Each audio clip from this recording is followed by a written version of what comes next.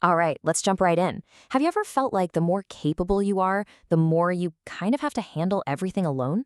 Well, today we're putting a name to that feeling. It's called the burden of autonomy. So let's get right to the heart of it with a question that I bet hits pretty close to home for a lot of you.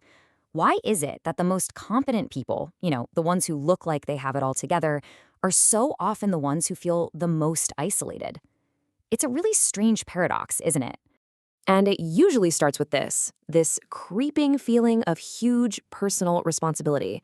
You might know what I'm talking about, that inner pressure, almost like you're the mythical figure Atlas holding up the entire world, and if you slip up for just a second, the whole thing is going to crashing down. Now, this feeling creates a really deep and challenging contradiction. Let's call it the capable person's paradox. It's like living a tale of two completely different realities, both at the exact same time. And this, right here, lays out that paradox perfectly. On one side, you have the outside perception. Everyone sees you as strong, super capable, totally in control. But then there's the internal reality. And that's a whole different story, isn't it?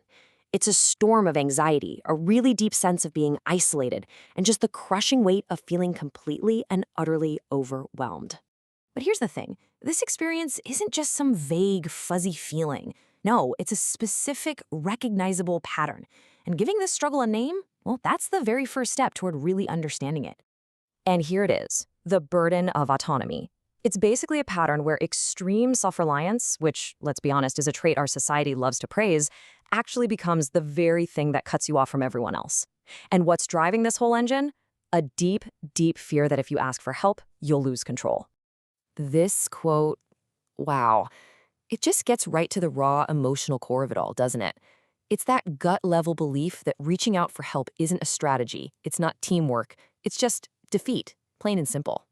So, where does a belief this powerful even come from? Is it just some personal quirk? Well, not quite. Turns out, research actually suggests it might be rooted in a much wider generational mindset. And this is absolutely crucial. This isn't just an anecdotal thing and not just a feeling some people have. It's actually a documented phenomenon. We have research that helps explain why this way of thinking is so common.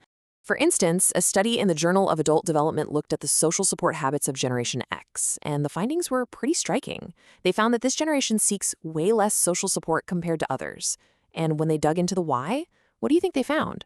The number one reason was this exact mindset, that asking for help is the same as admitting you've been defeated. The researchers tied this directly to the huge cultural value placed on rugged individualism and personal autonomy that Gen X grew up with. Okay, so if that's the mindset, what's the actual cost in the real world? I mean, what happens when you live with this burden day after day? Well, it turns out this so-called strength comes at a really high price.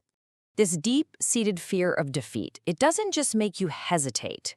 It actually creates a really powerful and really isolating pattern of behavior.